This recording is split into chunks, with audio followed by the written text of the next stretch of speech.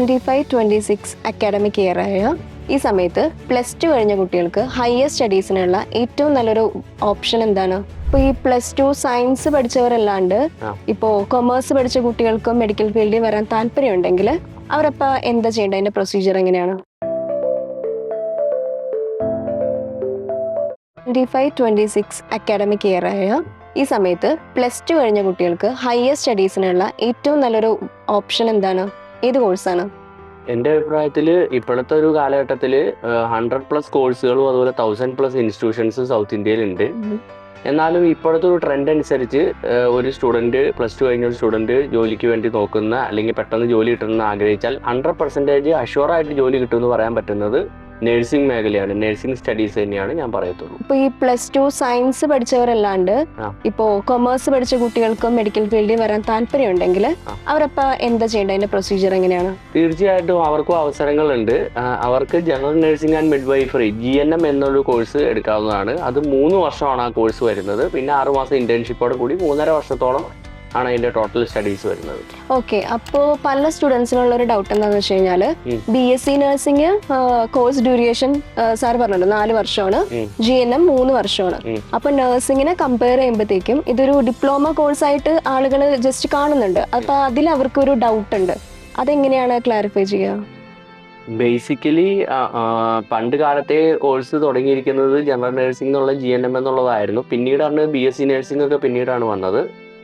ഇപ്പോൾ ഇന്ത്യയിലാണെങ്കിലും പുറത്തുള്ള രാജ്യങ്ങളിലാണെങ്കിലും GNM പഠിച്ചവരെ നേഴ്സായിട്ട് തന്നെയാണ് അപ്രൂവ്ഡ് ആണ്, എല്ലാ ഇതുമാണ്. ബേസിക്കലി ഡിപ്ലോമ ഇൻ ജനറൽ നഴ്സിംഗിനാണ് ഇത് അറിയപ്പെടുന്നത്. അതുകൊണ്ട് ഒരു ഡിഗ്രി ആയിട്ട് ഇത് കൺസിഡർ ചെയ്യുന്നുണ്ടെങ്കിലും എന്നാൽ നോർമലി ഒരു നഴ്സിംഗ് ജോബിന് വേണ്ട എല്ലാ പ്രിവിലേജ് ഇവർക്ക് കിട്ടുന്നുണ്ട്. ഇവർക്ക് എല്ലാ കൺട്രീസിലും തന്നെ ജോബ് കിട്ടുന്നുണ്ട്.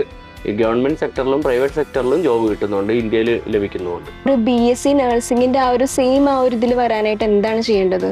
GNMകാർക്ക് GNMന് ശേഷം വേണമെങ്കിൽ അവർക്ക് പോസ്റ്റ് BSc എന്ന് പറഞ്ഞിട്ട് പോസ്റ്റ് ബേസിക് നഴ്സിംഗ് എന്നുള്ളത് 2 ഇയർ ഉണ്ട്. അത് GNM കഴിഞ്ഞിട്ട് വേണമെങ്കിൽ അവർക്ക് പഠിക്കാം.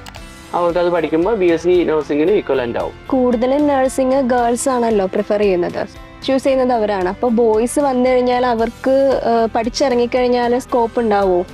തീർച്ചയായിട്ടും ബോയ്സിനും സ്കോപ്പ് ഉണ്ട്. പക്ഷെ കമ്പാരിറ്റീവ്ലി ജോബ് ഓപ്പണിംഗ് കൂടുതൽ ഗേൾസിനാണുള്ളത്. അതുപോലെ പഠിക്കുന്നതാണെങ്കിലും ബോയ്സ് വളരെ വിരളമായിട്ടാണ് നഴ്സിംഗ് സെക്ടറിലേക്ക് വരുന്നവർക്കെല്ലാം ഓപ്പർച്യൂണിറ്റി ഉണ്ട്. ആർക്കും ജോബ് കിട്ടാത്തൊരു സാഹചര്യം ഉണ്ടാവുന്നില്ല. മെയിൽ നേഴ്സിന്റെ ആവശ്യം എന്തായാലും ഉണ്ടല്ലോ, കാരണം പേഷ്യൻസ് മെയിലും ഫീമെയിലും എല്ലാം വരുന്നതിന് മെയിൽസിനെ എന്തായാലും സപ്പോർട്ട് ചെയ്യാനായിട്ട് കൂടുതലും മെയിൽ നേഴ്സുമാരെ ആയിരിക്കും ആശ്രയിക്കേണ്ടി വരിക. അതുകൊണ്ട് മെയിൽ നേഴ്സിംഗിനും സ്കോപ്പ് ഉണ്ട്.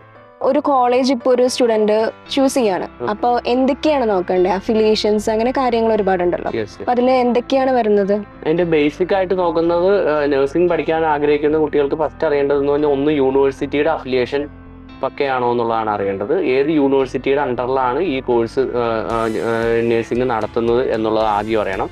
രണ്ടാമത് ഏത് സംസ്ഥാനത്താണോ പഠിക്കുന്നത് ആ സംസ്ഥാനത്തെ സർക്കാരിൻ്റെ നഴ്സിംഗ് കൗൺസിൽ, അതായത് ഇപ്പോൾ കേരള നഴ്സിംഗ് കൗൺസിൽ അല്ലെങ്കിൽ Tamil Nadu nursing council, Karnataka nursing council, അങ്ങനെ ഉള്ളതിൻ്റെ അപ്രൂവൽ ഉണ്ടോ എന്നുള്ളതാണ് പിന്നെ അറിയേണ്ടത്. പിന്നെ ലാസ്റ്റ് ആൻഡ് ഫൈനൽ പിന്നെ അറിയേണ്ടത് ഇന്ത്യൻ നഴ്സിംഗ് കൗൺസിൽ അംഗീകരിച്ച കോളേജാണോ, ഇന്ത്യൻ നഴ്സിംഗ് കൗൺസിൽ അപ്രൂവ്ഡ് ആണോ എന്നുള്ളതുമാണ് അറിയുന്നത്. പിന്നെ ഈ കുട്ടികൾ എന്തുകൊണ്ടാണ് കൂടുതലും മെഡിക്കൽ കോളേജസ് തിരഞ്ഞെടുക്കുന്നത്? സ്റ്റുഡൻസിന് കൂടുതൽ ഇപ്പോൾ ഒരു നഴ്സിംഗ് പഠിക്കുമ്പോൾ അവർക്ക് പേഷ്യൻസുമായിട്ടുള്ള ഇൻട്രാക്ഷൻ വഴിയിട്ട് ആണ് അവരുടെ പ്രാക്ടിക്കൽസ് കൂടുതലായിട്ട് നടക്കുന്നത്. അല്ലാതെ പ്രാക്ടിക്കൽ ലാബിൽ മാത്രമല്ലല്ലോ അവർ പഠിക്കുന്നത്. അവർക്ക് പേഷ്യൻസുമായിട്ട് ഇൻട്രാക്ഷനും കാര്യങ്ങളൊക്കെ കൂടുതൽ ലഭിക്കുന്നത് മെഡിക്കൽ കോളേജിലോ അല്ലെങ്കിൽ ഏതെങ്കിലും സൂപ്പർ സ്പെഷ്യാലിറ്റി ഹോസ്പിറ്റലിൻ്റെയോ അണ്ടറിൽ തന്നെ നഴ്സിംഗ് കോളേജ് പഠിക്കുമ്പോഴായിരിക്കും.